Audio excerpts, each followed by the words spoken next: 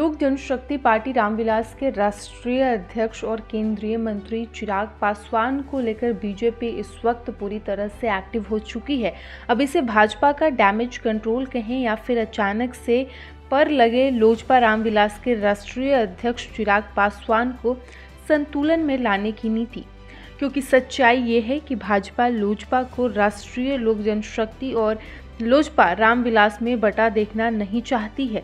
भाजपा का ये प्रयास जब लोकसभा चुनाव के दौरान चल रहा था, तब राष्ट्रीय लोजपा नेता पशुपति पारस को पर लग गए थे और अब बीजेपी जो विधानसभा 2025 की तैयारी कर रही है, तो चिराग पासवान ऐसे बयान दे रहे हैं जिससे केंद्र में मोदी सरकार की मुश्किलें बढ़ रही है। बीजेपी बिहार विधानसभा चुनाव में 2025 में जो आगामी चुनाव है, उसमें राष्ट्रीय लोक जनशक्ति पार्टी यानी पशुपति पारस का बागी स्वर नहीं चाहती। गौर करें तो लोकसभा चुनाव के दौरान केवल पारस ने खोया, केंद्रीय मंत्री पद गया, सांसदी गई। उपचुनाव में सुनील पांडे के लिए एक सीट तरारी मांगी तो उनके उम्मीदवार को ही भाजपा हड़प ली। तो वहीं चिराग की पार्टी के विरुद्ध उम्मीदवार देकर एनडीए का नुकसान कर सकती है राष्ट्रीय लोजपा। राष्ट्रीय लोजपा के पास इंडिया गठबंधन में जाने का खतरा बढ़ सकता है, कम हो या ज्यादा। इस स्थिति में पासवान वोट का बंटवारा हो सकता है। राजद में पहले से रामविलास पासवान के दामाद अनिल कुमार साधु हमेशा चिराग पासवान के खिलाफ आग उगलते रहते हैं।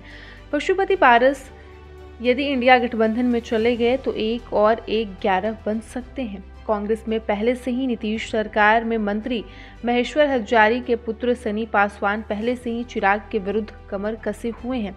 समस्तीपुर के पूर्व सांसद प्रिंस पासवान ने भी सिर उठाकर चिराग को राजनीतिक थ्रेट दे दी है। ये सच है कि अमित शाह से पशुपति पारस और प्रिंस पासवान का मिलना चिराग पासवान की धड़कन बढ़ाने के लिए काफ़ी है।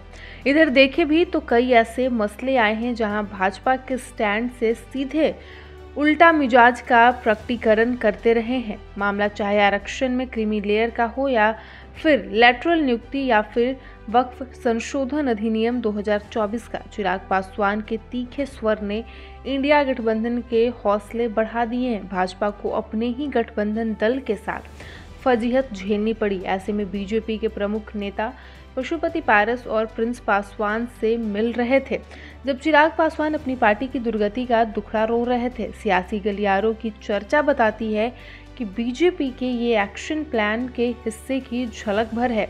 अपरोक्ष रूप से अमित शाह ने चिराग पासवान को ये बताने की कोशिश की कि मेरे लिए न तो पशुपति पारस और न ही प्रिंस पासवान अछूत हैं। ये कदम हनुमान के कदम को थामने के लिए काफी है। केंद्रीय मंत्रिमंडल में चिराग पासवान को जगह मिली। अब चिराग पासवान के बयान बीजेपी को चुभने लगे हैं। ऐसे में बीजेपी चिराग पासवान को लेकर कोई ठोस कदम उठा सकती है।